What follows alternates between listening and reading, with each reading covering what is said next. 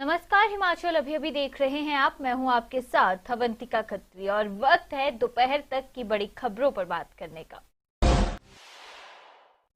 चलिए सबसे पहले बात करते हैं कर्मचारियों की और प्रदेश सरकार द्वारा हाल ही में लागू किए गए वेतन आयोग से पैदा हो रही वेतन विसंगतियां अब कर्मचारी वर्ग के लिए बड़ी परेशानी का सबब बनती जा रही हैं।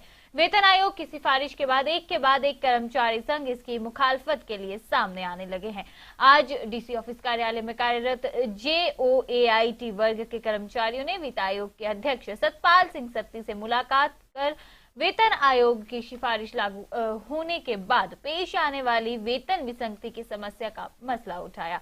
उन्होंने कहा कि सरकार ने सिफारिशों को लागू करते वक्त फरवरी महीने तक का समय कर्मचारियों को अपनी चॉइस देने के लिए दिया है, लेकिन वेतन आयोग की सिफारिशों के चलते कर्मचारियों को राहत की बजाय आफत मिलती हुई नजर आ रही है। वित्त आयोग के अध्यक्ष सतपाल सिंह सत्ती को ज्ञापन सौंपते समय गुहार भी लगाई गई है अब कर्मचारियों की ओर से कि इस मुद्दे को सीएम जयराम ठाकुर के ध्यान में लाया जाए। वहीं सतपाल सत्ती ने भी कर्मचारियों को आश्वासन दिया है कि इस समस्या का हल करने के लिए सकारात्मक कदम उठाए जाएंगे।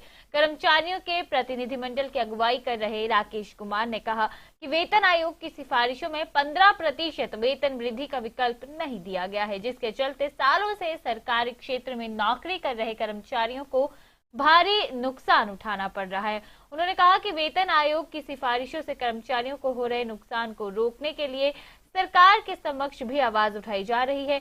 वेतन आयोग की सिफारिशें लागू करने के लिए पंजाब के पैटर्न को फॉलो किया जा सकता है और किया जाता है, ये जो है कर्मचारियों का कहना है और लगातार अपनी मांग कर्मचारी सरकार तक पहुंचाने की कोशिश कर रहे हैं। अब देखना ये होगा कि क्या कब तक जो है सरकार इन कर्मचारियों की मांग को सुनती है और किस तरह से इन्हें राहत देती है।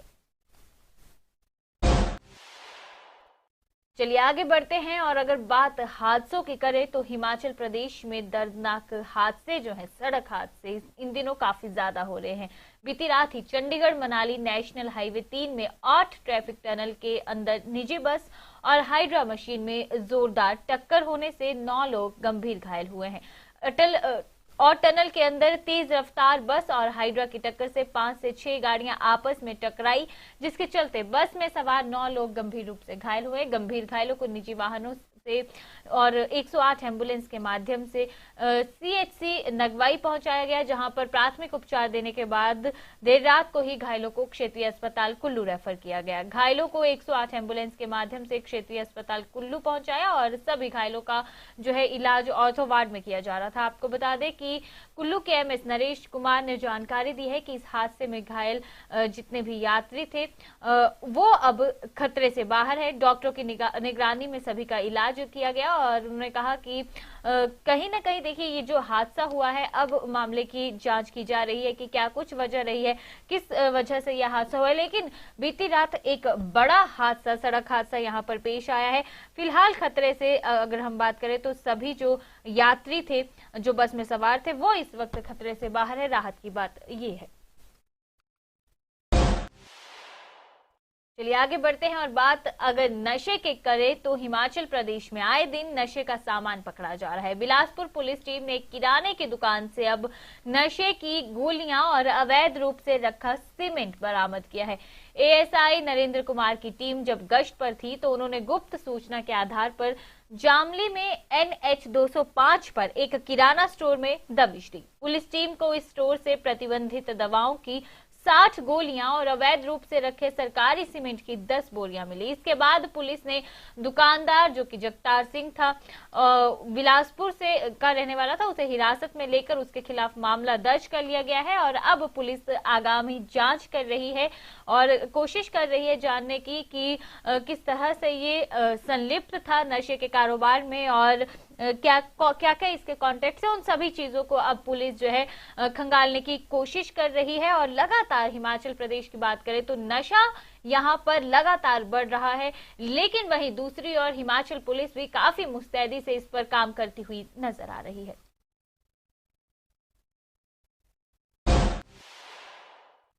चलिए बात अगर चंबा की करें तो यहाँ पर भी एक दर्दनाक सड़क हादसा हुआ है। चंबा जिला में ब्रंगाल मंगलेरा सड़क मार्ग पर द्रबला के पास एक कार दुर्घटनाग्रस्त हो गई। हादसे में 2 लोगों की मौत हो गई है, जबकि इस हादसे में 3 से 4 लोगों को घायल बताया जा रहा है। आपको बता दें कि कार अनियंत्रित होकर 300 मीटर गहरी खाई में जा गिरी थी। कार को खाई में गिरता देख जब ग्रामीण वहां पर घटनास्थल की ओर पहुंचे, उन्होंने जब ये पूरा का पूरा हादसा देखा तो उसके बाद जो है काफी सारी भीड़ वहां पर इकट्ठी हो गई और पुलिस को भी मामले की सूचना दी गई। पुलिस ने मौके पर पहुंचकर ग्रामीणों की मदद से घायलों को अस्पताल पहुंचाया। वहीं डीएसपी मयंक चौधरी ने बताया है कि हादसे के कारणों की अभी छानबीन की जा रही है। क्या कुछ वजह रही है ये पता लगाने की कोशिश की जा रही है। क्या ओवर स्पीड थी या फिर सड़क जो थी वो खराब थी, उसकी वजह से यह हादसा हुआ है। इन सब चीजों पर जो है अब पता लगाया जा रहा है, जांच की जा रही है, छानबीन की जा रही है।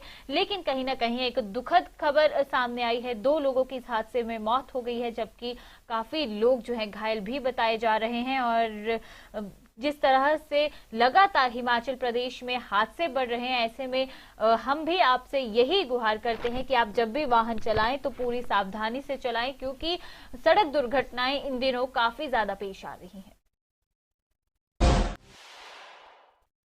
चलिए आगे बढ़ते हैं और बात करते हैं 12 जनवरी 2022 का दिन जो है आज का पूरे देश में स्वामी विवेकानंद की जयंती जो है आज मनाई जा रही है। और मंडी में भी इस मौके पर कई तरह के कार्यक्रमों का आयोजन किया गया। इस मौके पर मंडी जिला की कोटली तहसील की सामाजिक संस्था ओपन डोर फॉर ह्यूमैनिटी द्वारा पौधारोपण किया गया और इसमें संस्था के विभिन्न क्षेत्रों से आए सदस्यों ने कोटली में लगभग 50 पौधे रोपित किए। इस दौरान सभी ने स्वामी विवेकानंद के वचनों को याद किया और उन पर चलने की भी शपथ ली। इस मौके पर संस्था की नेचर डिपार्टमेंट हेड कृष्णा देवी, एनिमल डिपार्टमेंट हेड लता देवी और मीना देवी ने कहा कि आज स्वामी विवेकानंद की जयंती पर ओपन डोर फॉर ह्यूमैनिटी संस्था की अध्यक्षा जोई ठाकुर के नेतृत्व में पौधारोपण अभियान आयोजित किया गया है, जिसमें संस्था ने कई जगह पर पौधे लगाए हैं और पर्यावरण संरक्षण को लेकर लोग सजग रहे और अपने आसपास पौधे रोपित कर पर्यावरण को बचाने में अहम भूमिका निभाएं, ताकि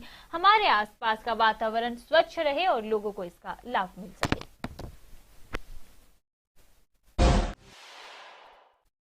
तो चलिए दोपहर तक के बुलेटिन में फिलहाल बस इतना ही। मुझे दीजिए इजाजत, नमस्कार। पिया तोरा कैसा अभिमान, पिया तोरा। बीती यादों से नाता सहेजना सीखा, हाथ थाम कर जिनके चलना सीखा, गिरने लगती जब तो उनसे संभलना सीखा। पिया तोरा कैसा अभिमान, उनकी डांट से खुद को तराशना सीखा। पिया तोरा।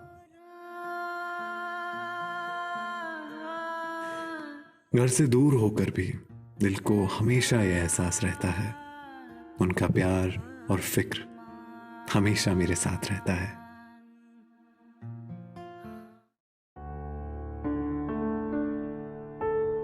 भूषण ज्वेलर्स, अनमोल रिश्तों के लिए।